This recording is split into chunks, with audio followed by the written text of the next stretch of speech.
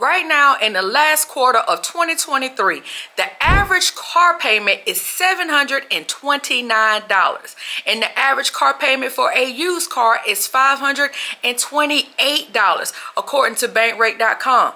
Also, delinquency rate is 6.11%. This is the highest it's ever been in 27 years since 1994.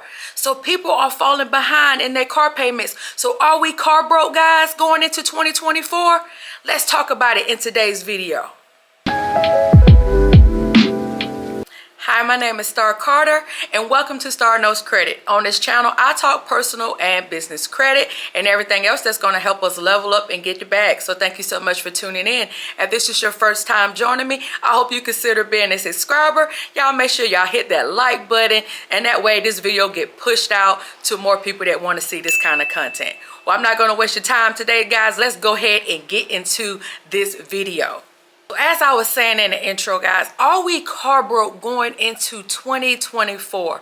According to the data, borrowers that are considered subprime, meaning that your credit score is under 640, has fallen behind and is taking the hardest hit with these car delinquencies due to the Fed rate hikes that they have done over the past 11 months or so, or however long it's been, that they have been raising the rates in order to combat inflation so that they could get inflation back to the 2% that they like it to stay at for the economy. The rates have been going up, and therefore people with subprime credit, or even if you have a perfect credit, are still paying more for cars and homes than you normally would have just 3 years ago in 2020 during the pandemic. So let's look at some of those numbers just to put it in perspective. So right now they're saying the average car loan interest rate by your credit score.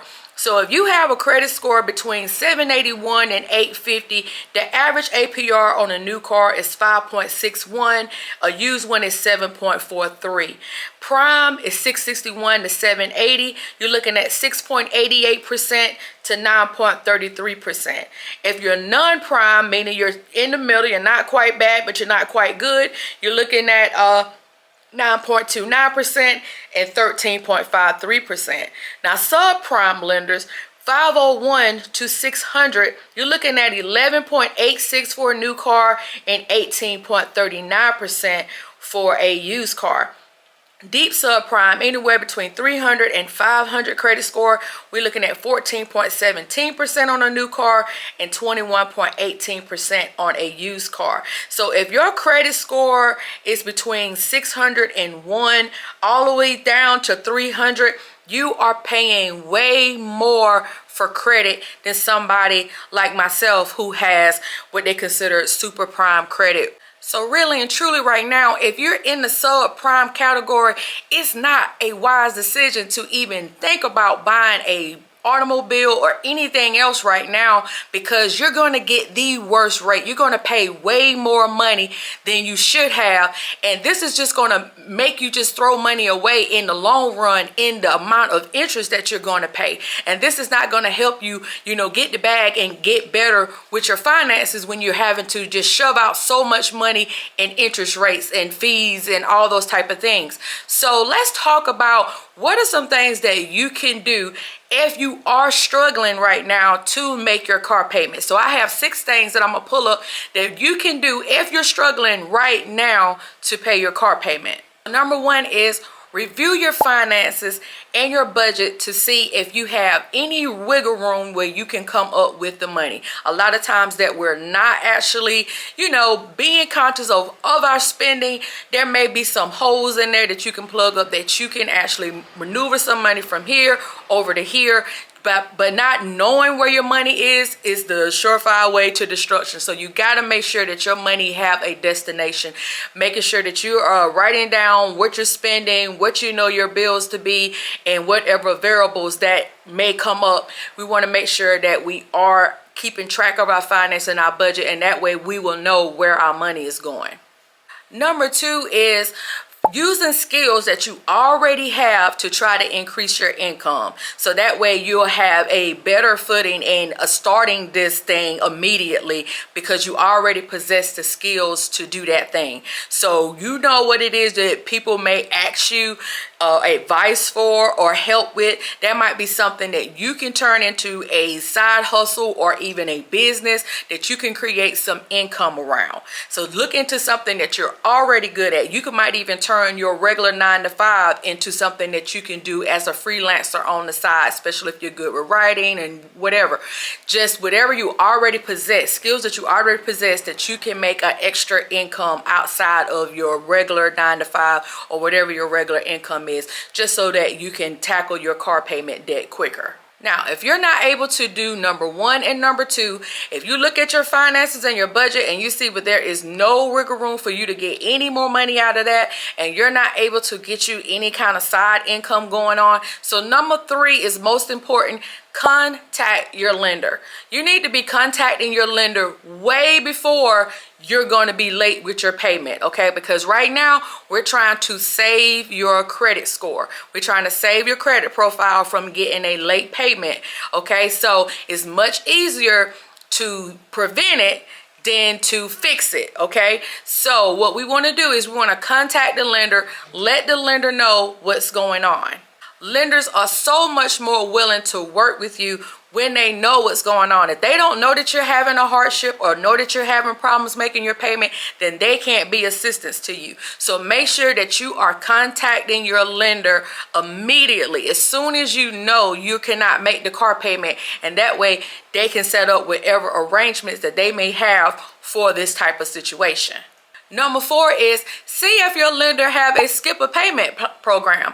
Because when I worked at the credit union, every year around this time, around November and December, they would have what they call a skip a payment program that they did around this time, because they know a lot of people was wanting to spend money for Christmas presents and that type of thing. So see if your bank or your credit union or wherever you have your car finance, preferably with a bank or a credit union that usually have these type of programs. Usually finance companies don't have those type of programs, so that's why it's really important to have your car financed with a credit union or a bank, because they usually have these type of programs, skipper payments and stuff like that.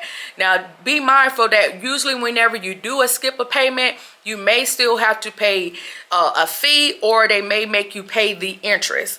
And that payment is like you're just deferring it to the back end of the loan. So it's not actually like you're getting a free car payment. It's just being forwarded or like deferred to later part of the loan, but you may still have to pay the interest. I know when I worked at my credit union, we would make the member pay $35, and that would be what they would have to pay, and they would pay $35 per loan that they wanted to skip. So that would be something that you would want to just look into with your credit union or your bank to see if they offer that type of program.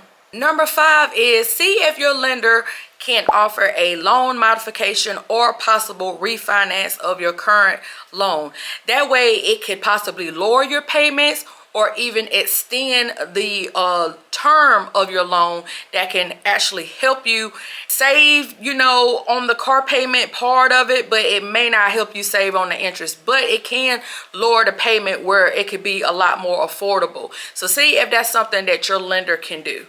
Now, depending on how long you have the car, number 6 may or may not be an option for you. So number 6 is selling the car to get something cheaper that is more affordable to your budget. So just depending on when you got the car, how long you had the car, because as you know, when you buy new cars, they lose their value as soon as you drive them off the lot. So you don't want to be in an upside down situation where you may have to move whatever negative equity you have in the car to another loan or something like that, where all that can get real sticky.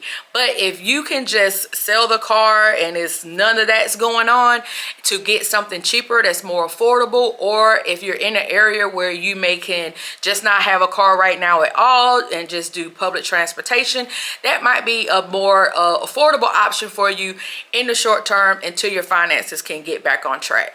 So in conclusion, if you are having trouble with your finances right now, making your car payments, making any kind of loan payments, the best thing that you can do for yourself is to contact the lender. That's all. contact the lender and have a conversation with your lender before you miss a payment. That is most important. So that way you are not ruining your credit, especially if your credit is already low. You don't want to continue to go down that path. So let's go ahead and let's talk to these lenders so that way you will be setting yourself up for a better future. And let's live below our means and not get cars just because it says, okay, you can afford the car payment. You got to look at everything that goes along with that car, not just if you can afford the car payment. Because think about it, when you get a car, you're looking at 5, 6, 7, 8 years on some loans, and are you going to be able to sustain that? You know, you're borrowing against your future, that you're saying, okay, my income will not change. All these different things will stay the same, you know, or I'm not going to change jobs, but you don't know that. A lot of different variables. How much is it going to cost you for insurance? How much is it going to cost you to put gas in that vehicle every time? So all those different variables have got to be included in your decision, especially what is the interest rate? How much is this loan going to cost you in the long run? Not just if you can make the payments. Okay, we just got to be a lot more smarter with our decisions going forward, so that way we are setting ourselves up for success and not for failure. Thank you again for tuning in to Starr Knows Credit. Again, guys, the Credit Ready program is up and running. It's only $10 a month. You can cancel anytime. You can join by being just a member here on the YouTube channel, or you can click the link that's in the pinned comment to be taken to the school program where the Credit Ready course is available at. I love to see you guys inside. Thank you again. Make sure you give this video a thumbs up and leave me a comment and let me know what y'all think about today's video.